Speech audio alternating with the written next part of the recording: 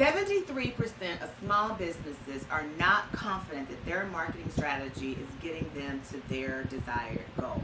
And I think I know why. According to a report done by Constant Contact, despite an improving economy and record-setting consumer spending, small businesses are struggling to effectively market their goods and services. And in this video, I am going to share 5 reasons you might be finding yourself in that 73%. I'm also going to tell you why I think that is. And lastly, I am going to give you the #1 thing you can do to turn things around. That sounds like something you want to know, then keep watching. Alright, so let's dive into these 5 reasons, and as I go through the 5 reasons, I'm going to go ahead and tell you my why. So we're not going to have to wait to hear about why I think this is an issue. The very first one is not knowing how you relate to your ideal audience. Now, the reason this is an issue is because it really amounts to a lot of wasted time. It also amounts to a lot of wasted money. I often talk to my customers about, when it comes to ads and purchasing ads and things of that nature, wait and hold off until you understand exactly what it is your audience is saying and how they're saying it, the challenges they're having, and how your solution can fix the challenges they're having. Also, I encourage them to wait until they've identified how they personally, especially if they're a small business, how they personally relate to the challenges of their audience. That just helps with the storytelling, the narrative around the solution, and it just helps with overall content creation. So if you don't want to waste time, money, energy, and not see the results that you're looking for, my advice to you is to determine how you relate to your ideal audience, how your solution relates to your ideal audience. The thing is here, marketing experts will take your money. Okay, now I hate to throw my fellow marketers under the bus, but there are those who will take your money, and they will do it by saying you need to optimize your SEO. They'll do it by saying, oh, you need to rank on Google. These things are true, but I would encourage you to understand who your real audience is and how you relate to that audience. What words are they using? Because to rank in SEO and to rank on Google, it requires you to understand certain words. And it is quite possible for you to use the traditional keywords that are getting other people in your industry ranked, yes, but those customers might not be your customers. Maybe they're not in the niche of an industry where you are, and so even though you may get leads, they're not going to be the right leads necessarily.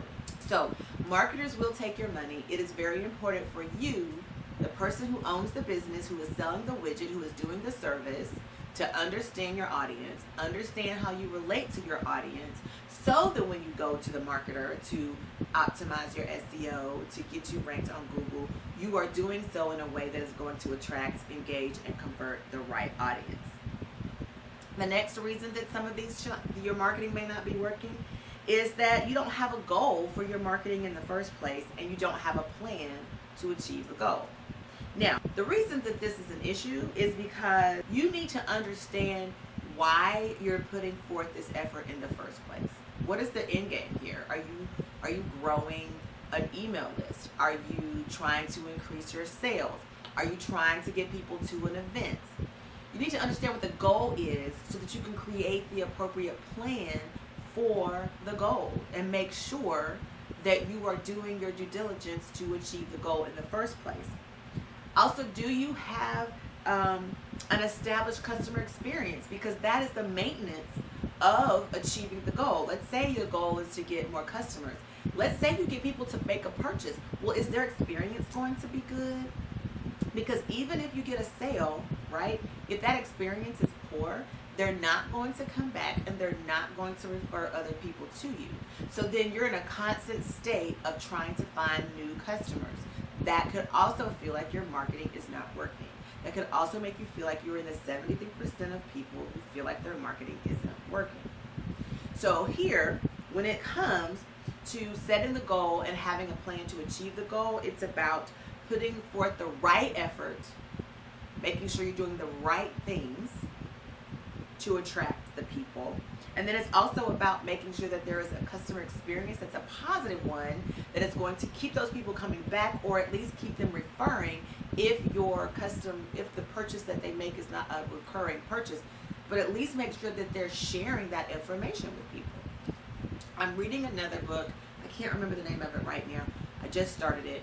But in one of the first stories, he talks about a restaurant in Philadelphia that was it was a steakhouse, and they wanted to have an elevated experience. He came in to this restaurant and was like, what can we do to generate buzz to get people in the door? So what he decided to do was create a Philly cheesesteak that cost $100.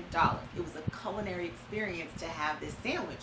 So even though the sandwich cost $100, people were willing to pay it because the experience was so amazing with this sandwich. The people who had the sandwich went out and told other people how awesome the sandwich was, and so they sent other people in to have the sandwich, pay this exorbitant amount of money for the sandwich, and then perpetuate the cycle, keep the cycle going, referring people. And the business, where restaurants typically only last 3 years, has been in existence for over a decade now, and that sandwich is still going strong. The experience that you give people, do you have a plan for the experience that's going to keep people coming back? He did, and it was word of mouth, and it was to provide an amazing customer experience that superseded the cost of the sandwich. The next mistake that I think you might be making and could keep you in this 73% is not having a strategy to actually execute the plan. So now we've talked about a goal without a plan is just a wish. That's basically what I just said, right? But a plan without a strategy is just a dream, okay? So here, it's not enough to just say you want to be on a platform, for instance, if you are a business owner, but what is the strategy? Which platform?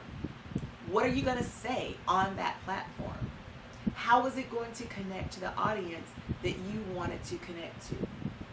Is it going to give the value that they are coming to that platform to get? Do you need to be on multiple platforms, and how are you going to distribute the information in a way that makes it seem fresh and new on each platform? That is the strategy. Once someone engages with you on the platform, what's next? Is there a call to action that's going to convert them to the overall end game? The fourth issue, the fourth mistake that I think people struggle with and could keep them in that 73% of people who are not having effective marketing efforts, is that there's no brand consistency. Are the experiences that people have with your brand consistent across the board? Are you getting the same feedback on a regular basis? You want to be recognizable to the people that you're selling to. You want to be so consistent with the way you share your brand that when they see your content, they think, wow, that's probably Andrea. I've seen that, looks like her. That I think is causing marketing problems for those of you in the 73% is an aversion to digital marketing altogether. Your aversion to digital marketing is not a problem necessarily in getting you clients. If you are in a position where someone meets you, if you pass out a paper resume, best believe someone's going to go on social media to see if you have a presence. Also in this category is email marketing.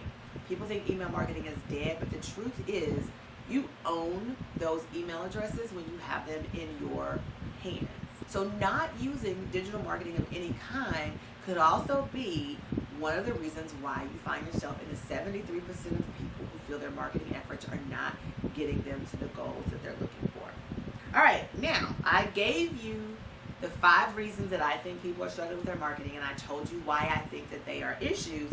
Now let me give you the number one thing you can do right now to turn things around. I believe you need to build out a personal brand and leverage it. Okay, so hear me out, because I know you've heard this before. And I truly believe that the definition of personal branding has been really skewed and muddied and blurred, and people aren't quite sure what it truly means.